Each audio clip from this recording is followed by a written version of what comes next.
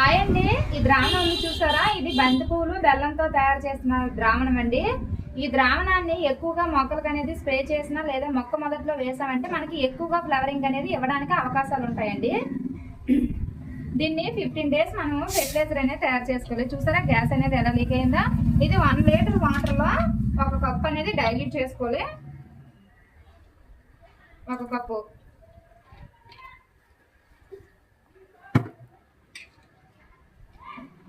ఇవే బంతి పువ్వులతో తయారు చేసిన ద్రావణం అన్నమాట. చూసారా ఎన్ని పువ్వులు ఉన్నాయో?